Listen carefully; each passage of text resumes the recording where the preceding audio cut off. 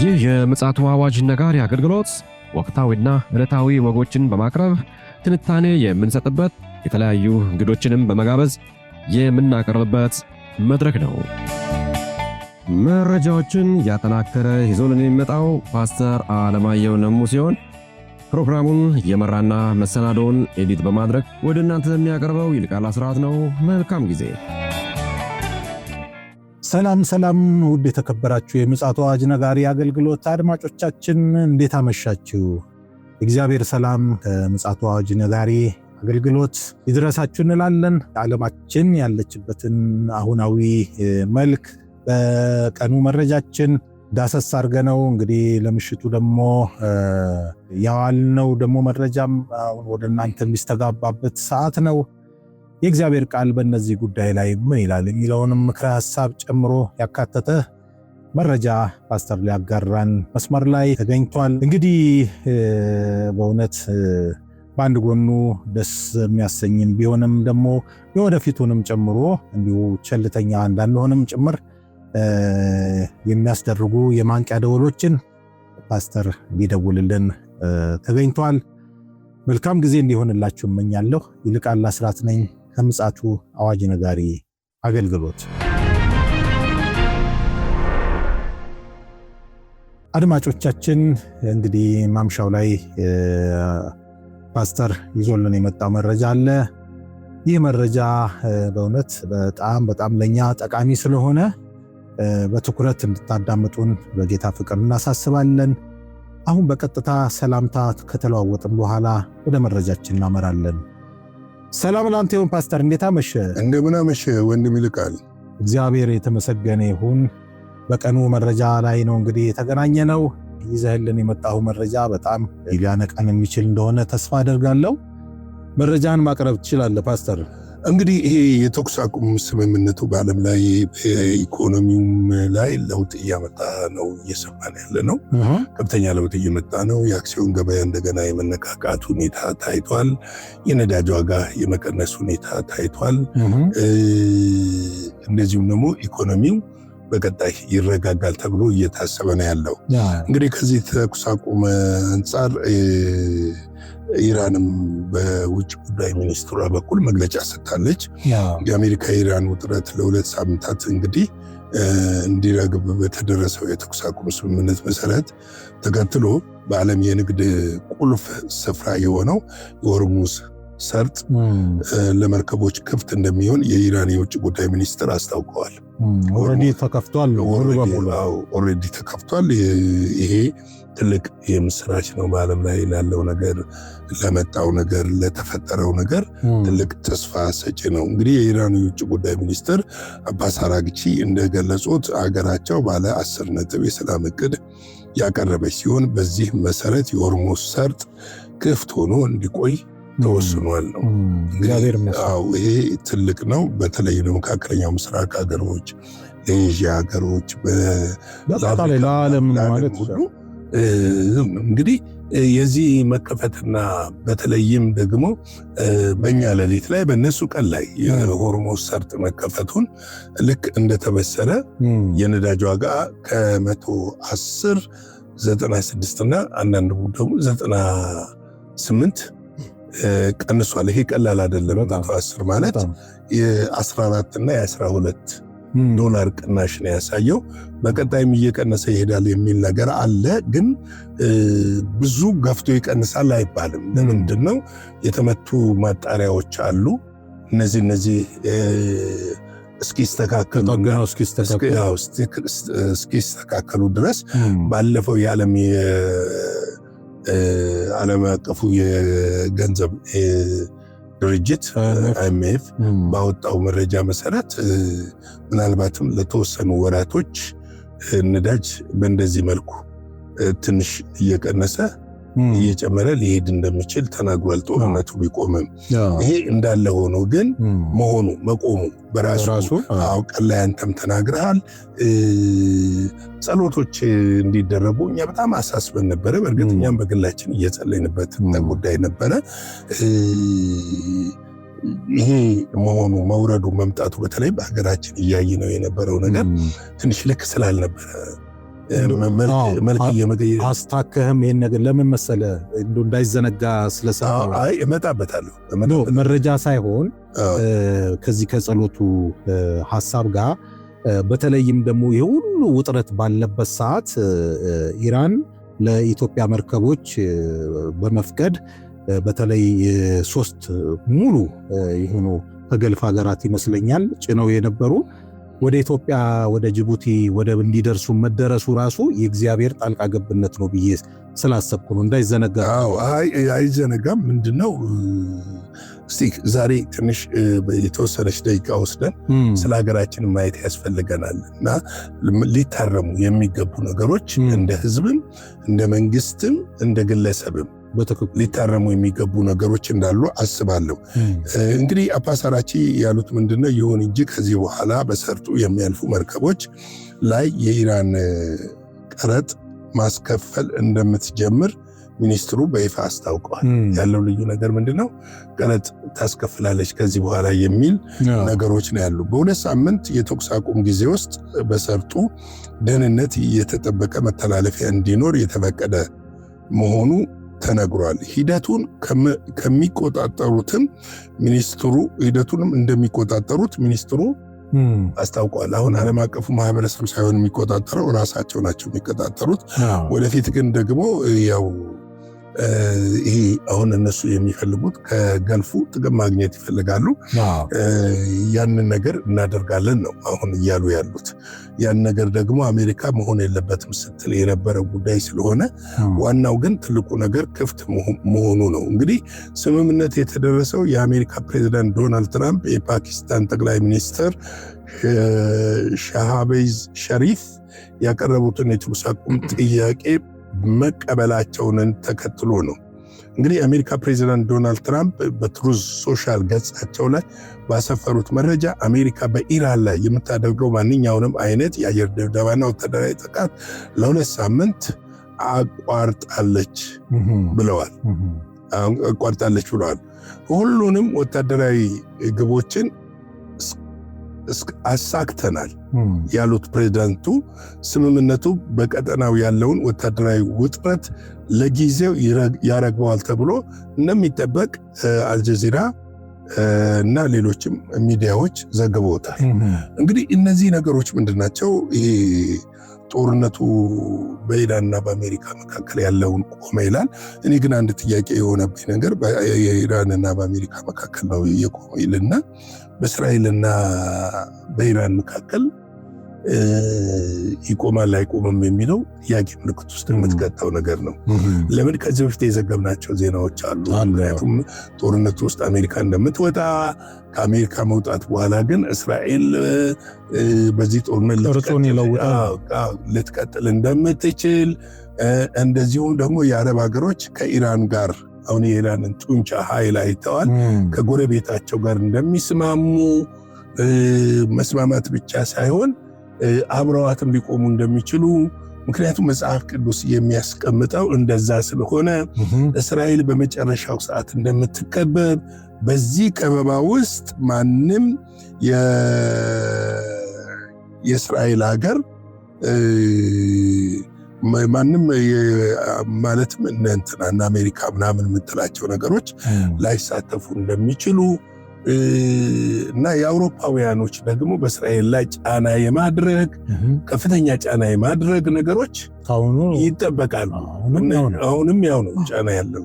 ለምን ይሄ ሆነ? መካከለኛው ምስራቅ ይፈለጋል። ለምን ይሄ ሆነ? አውሬው እስራኤል ላይ ነው የሚነግሰው። ለምን ይሄ ሆነ? ጌታችን መድኃኒታችን ኢየሱስ ክርስቶስ ተመልሶ የሚመጣው የት ነው? እዛው ቦታ ላይ ነው። ስለዚህ ይሄ ጉዳይ ቀላል አድርገን የ2 ሀገሮች ጦርነት አለመሆኑን ዓለም እንዲረዳ አድርጋለች። እውነት ነው። ይሄ ጦርነት እንዲረዳ አድርጓል። አንድ ጦርነት ምን ያህል በዓለም ላይ ተጽዕኖ ያደርሳል የሚለው ነገር ከፍተኛ ተጽዕኖ ያደርስ እንደነበር አሳይቷል። ለምሳሌ የሩሲያና የዩክሬን ጦርነት ብዙ ተጽዕኖ አለው። በዚህ ልክ ግን የጎላ ተጽዕኖ አልነበረው። የራሱ ግን ተጽዕኖ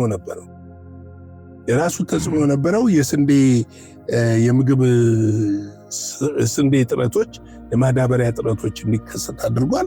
በተለይ ከፍተኛ ጋዝ ገዢ የሆኑ የአውሮፓ ሀገሮች ከሩሲያ ያስገቡት የነበረውን ጋዝ በተኩስ አቁምና በተለያየ ምክንያት በማዕቀብ ምክንያት እንዳያገኙ አድርጓቸዋል። ያ ተጽዕኖ አድርጓል። በዓለም ኢኮኖሚም ላይ የተወሰነ ተጽዕኖ አድርጓል። ነገር ግን እንደዚህ ጦርነት በዓለም ኢኮኖሚ ላይ ተጽዕኖ ያደረገ ነገር የለም። ከፍተኛ ተጽዕኖ ነው ያደረገው። ከአንድ ጫፍ እስከ አንድ ጫፍ ያለውን ኢኮኖሚ እስከ ማናጋት ደረጃ ድረስ ነው የደረሰው።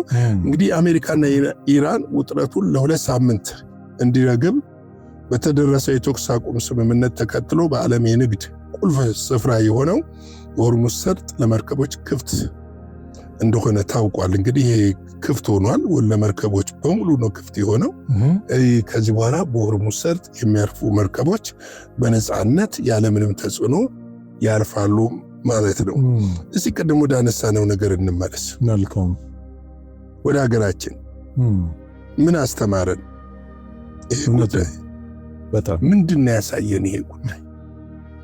ምንድነውስ መታረም ያለበት? ምንድነው ቀጣዩ ለቤተ ክርስቲያን የጸሎት ርዕስ መሆንም ያለበት? ለህዝባችንስ ምንድነው እንትን ያለ? አንድ ነገር ትዝ አለኝ። ታውቃለህ፣ ብዙ ጊዜ ይህን ክፍል እንጠቀመዋለን። ይህንን የዛሬውን መረጃ ሳዘጋጅ የጢሞቴዎስ መጽሐፍ ምዕራፍ 3 ከቁጥር 2 እና 3 ላይ እስከ 4 ድረስ ያለው ድረስ ነው ትዝ ያለኝ። እንደው ላንብበውና እስቲ አገራችንንም እንመልከታት። ነገር ግን በመጨረሻው ቀን የሚያስጨንቅ ዘመን እንዲመጣ ይህንን ወቁ። ሰዎች ራሳቸውን የሚወዱ ይሆናሉ፣ ገንዘብን የሚወዱ፣ ትምክህተኞች፣ ትዕቢተኞች፣ ተሳዳቢዎች፣ ለወላጆቻቸው የማይታዘዙ፣ የማያመሰግኑ፣ ቅድስና የሌላቸው፣ ፍቅር የሌላቸው፣ እርቅን የማይሰሙ፣ ሐሜተኞች፣ ራሳቸውን የማይገዙ፣ ጨካኞች፣ መልካም የሆነውን የማይወዱ፣ ከዳተኞች፣ ችኩሎች፣ በትዕቢት የተነፉና ከእግዚአብሔር ይልቅ ተድላን የሚወዱ እንደሚሆኑ መጽሐፍ ቅዱስ ይናገራል። በዚህ በሰሞኑ የነዳጅ መጥፋት ምክንያት በሀገራችን ላይ የታየው ነገር እንደ ግለሰቦች በዚች አጭር አቋራጭ ለመክበር ቀደም ብለው ያስገቡት ዕቃ ላይ የጨመሩት ዋጋ አሳፋሪነት፣ በጣም አሳፋሪ ነው። እኔ አንዳንድ ጊዜ ኢትዮጵያ ሀገሩን ይወዳል ሲል አገር ማለት እኮ አፈር አይደለም የምትወደው። አገር ማለት እኮ የሆነ ዛፉን አይደለም የምትወደው። አገር ማለት ህዝብ ነው። ህዝብህን የምትወድ ከሆነ እንዴት ነው በህዝብ ላይ የምትጨክነው? በጣም ከፍተኛ የሆነ የትራንስፖርት ጭማሪዎች ነበሩ። ከክፍለ ሀገር እስከዚህ ድረስ ከፍተኛ የሆነ በምግብ ዕቃዎች ላይ ከፍተኛ ጭማሪ ነበረ። ይሄ ስግብግብነት ከመቼ የመጣ ነው? ባይበሉትስ? ሞት እኮ አለ በዚህ ውስጥ። እግዚአብሔር አለ እኮ በዚህ ውስጥ። እውነት ነው። እግዚአብሔር አለ። በነዳጅ አካባቢ የሚሰማው የሚያሳፍር ነው። ለመቅዳት እስከ 3-5 ሺህ ብር ድረስ ይጠየቅ ነበረ። ለዛውም እየተቀላቀለ ያው ይጠየቅ ነበረ። በየጓሮ የሚቀዳው ዋና ማደያዎቹ እስከዚህ ድረስ የከፋ ስግብግብነት አለ። በጣም ይሄ ዘር ከዚህ ምድር ላይ ሊነቀል ይገባል። አንድ ጊዜ ያስታውሳለሁ ጠቅላይ ሚኒስትሩ የተናገሩትን አትበሏትም እመኑኝ ብለው ሲናገሩ ሚዲያ ላይ ሰምቻቸዋለሁ። እውነት ነው። ደግሞ ስግብግብነት እንዴ! ለልጆቻቸው እኮ ከርስ ነው እያስቀመጡ ያሉት። የደም ገንዘብ እኮ ነው። የደም ገንዘብ እኮ። አዎ በዓለም ላይ ኢኮኖሚ ተወዷል። አዎ ጨምሯል። ነገር ግን ከዛሬ 3 ወር 4 ወር በፊት ያስገባኸው ነገር ላይ ለምንድን ነው የሚጨምረው? ምን ምክንያት አለ? ዜጋ አይደለ ወይ? ቤት ኪራይ አልጨመረብህ። ነዳጅ ነው የጨመረው። ነዳጅ የጨመረው በዚህ 1 ወር ጊዜ ውስጥ ነው። ያንን ጭማሪ ታሳቢ አድርጎ ነገሮች ላይ እኮ የተወሰነች ብርና ሳንቲም ሊጨምር ይችላል። ነገር ግን በሺዎችና በመቶዎች በብዙ መቶዎች የሚቆጠሩ መጨመር አግባብነት አይመስለኝም። እኔ የዚህ ሀገር የኢኮኖሚ ስርዓቱ በደንብ ሊፈተሽ ይገባል። በተለይ የንግድ ስርዓቱ፣ በተለይ የትራንስፖርት ስርዓቱ በደንብ ሊፈተሽ ይገባል። መፈተሽም አለበት። ከዚህ ጀርባ ባለስልጣኖች ሁሉ ሊኖሩ ይችላል።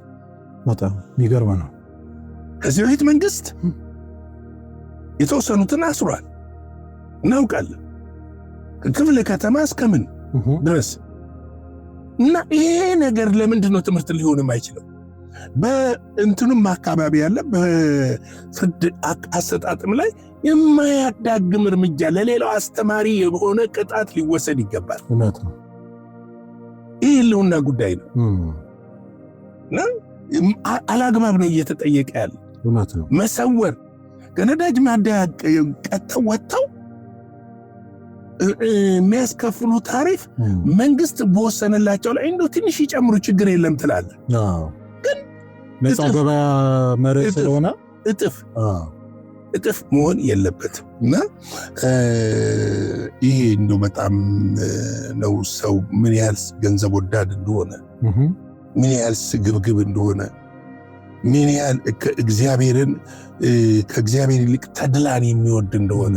ነገር ግን ነጠላ አንዳንዱ ያው ቸርች ይገባል፣ አንዳንዱ መስጊድ ይሄዳል፣ አንዳንዱ ነጠላ ለብሶ ደግሞ ቤተ ክርስቲያን ይሄዳል። እግዚአብሔር ጋር እየዘረፉ ይቻላሉ። ይሄ መቆም አለበት። ነውር ነው። የሃይማኖት አባቶች እዚህ ጋር በአጽንኦት ማስተማር አለባቸው፣ መገሰጽም አለባቸው። በአጽንኦት ነውር ነው። ማንን ነው የምትበድለው? ነገ ህዝብ ቢራብና ችግር ላይ ቢወድቅ አንተ መኪና እየነዳ ትሄዳለህ? አይሆንም። አትሄድም እኮ መኪና እየነዳ። ለምንድን ነው የማትሄደው? ተርበዋላ፣ ይወጣል። ምን ታደርገዋለህ? በጣም ይሄ እኮ ለመንግስት ብቻ የምትተወው አይደለም። እኔ ይህን ነገር እኮ እንደውም ላነሳብህ ነበረ ፓስተር። ቤተክርስቲያን ኃላፊነት የለባትም ወይ? ክፍተት የእሷ ያመጣችው ክፍተት አይደለም ወይ? ይህንን ነገር እንደው ማህበረሰብ ካልተቀረጸ እንደዚህ አይነት ዋልጌ የሆነ ማህበረሰብ እየወጣ ማህበረሰቡን ራሱ ይጎዳል እና እርስ በርሱ ደግሞ የሚቃወም መንግስት ደግሞ ይጠፋል ነው የሚለው የእግዚአብሔር ቃልና እንደው ይህንንም አስታከ ለቤተ ክርስቲያን ጠንከር ያለ መልእክት እንድትሰጥና እንደው እግዚአብሔርንም እንድታመሰግንልን። ምክንያቱም የሆነው ነገር ቀላል ስላልሆነ ውጥረት ነው የተነፈሰው። እግዚአብሔርንም በዛው አመስግነህልን ጸልየልን እንደመድማለን። እኔ የድሮ አባቶቻችን ከአባቴም ሰማ ነበረ፣ አባቴም ጋር ነበረ። የድሮ አባቶቻችን ችግር በመጣበት ሰዓት ሲደጋገፉ ነው ማቀው። ሲደጋገፉ፣ ሲረዳዱ፣ ሲተጋገዙ ማህበራዊ እሴታችን በእርግጥ ባለፉት በወያኔ ጊዜ 27 ዓመት ተሸርሽሯል። ማህበራዊ እሴታችን ሆን ተብሎ በተሰራ ተንኮልና ስትራቴጂ በትምህርት ሳይቀር ያንን አፈርድሜ አብልተውታል። በእርግጥ አሁን ማህበራዊ እሴቱን ለመመለስ ይሄ መንግስት ወደ ስልጣን ከመጣ በኋላ ጥረት እያደረጉ ነው። ይህንን አፕሪሼት አደርጋለሁ። ግን ደግሞ ቤተ ክርስቲያን የማህበራዊ እሴት መሰረት የሆነችው የእምነት አምድ የሆነችው ሰውን በፈሪሃ እግዚአብሔር ቀርጻለሁ የምትል ቤተ ክርስቲያን ግን የዚህ ተመልካች መሆኗና መሪዎች ውድ ሲያገለግሉ ስለ እግዚአብሔርን ቃል ሰብከ አይደለም እኮ መገሰጽም እኮ ገስጹም እኮ ይላል እግዚአብሔር ቃል። እንደው ትሻገራለህ፣ ትዘላለህ፣ ታልፋለህ፣ ትጥሳለህ፣ ሰማይ ትነካለህ፣ ደመና ታወርዳለህ አይደለም። ኃጢአትን ትጸየፋለህ። ኃጢአትን የሚጸየፍ ትውልድ ማፍራት አለበት። ሙስናን የሚጸየፍ ትውልድ ማፍራት አለበት።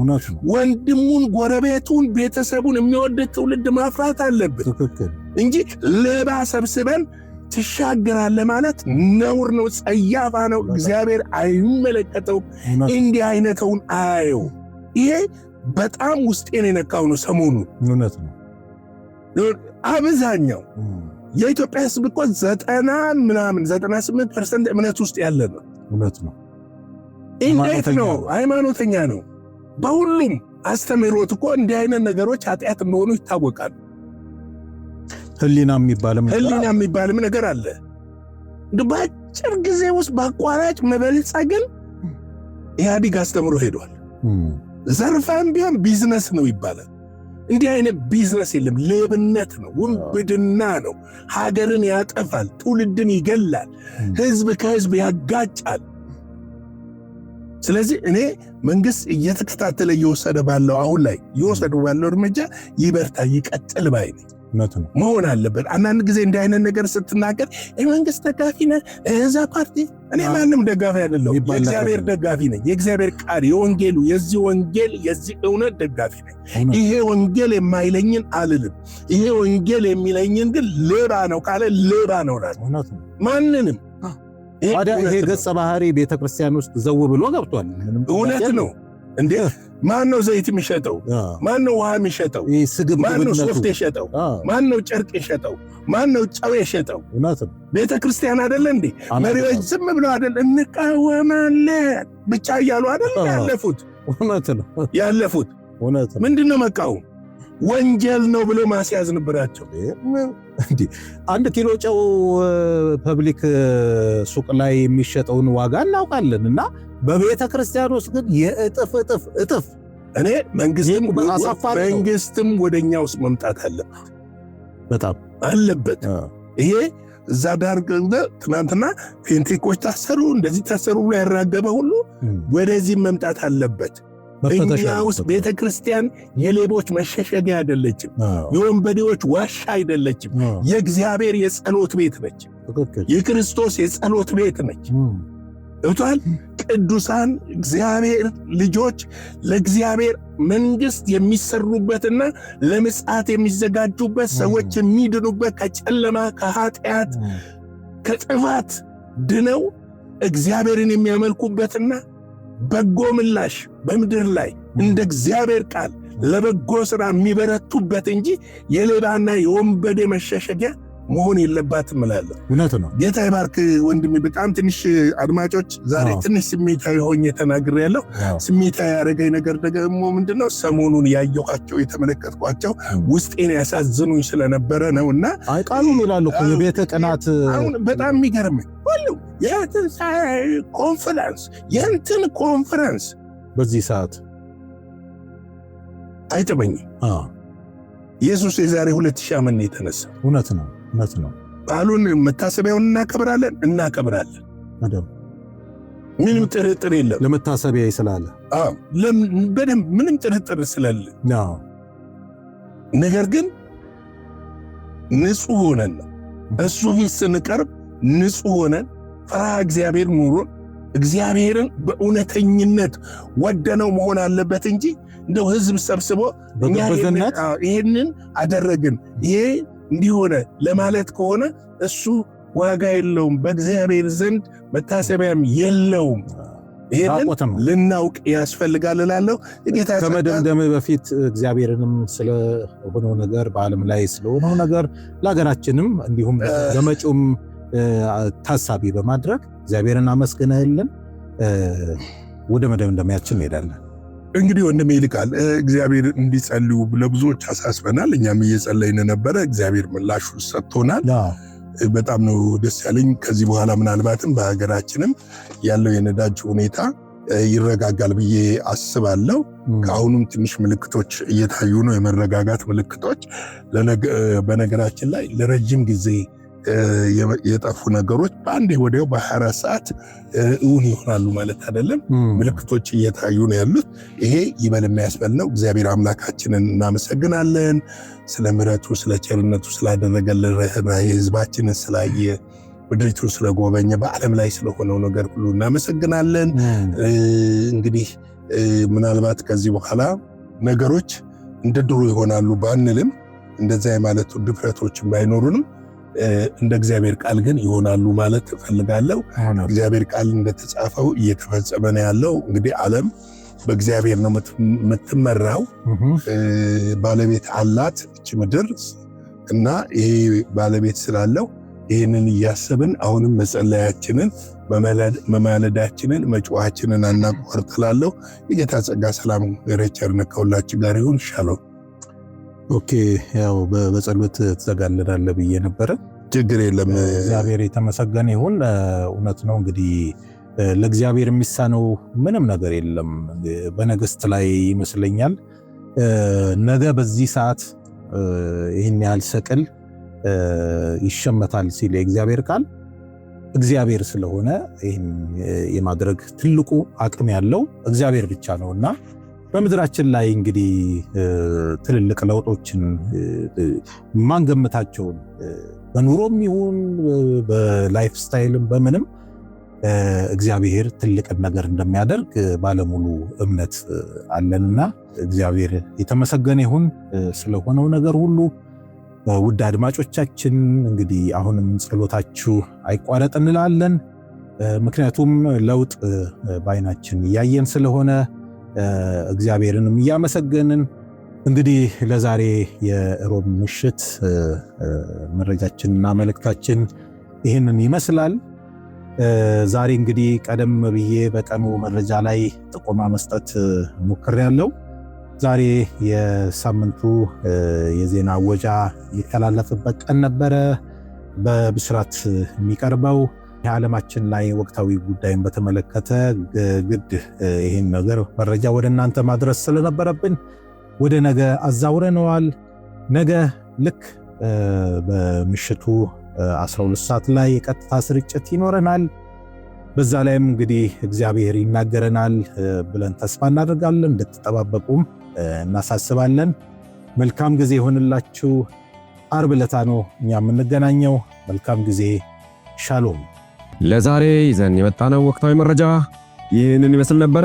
በሌላ ጊዜ በሌላ መሰናዶ እስከምንገናኝ ሰላም ለእናንተ ይሁን።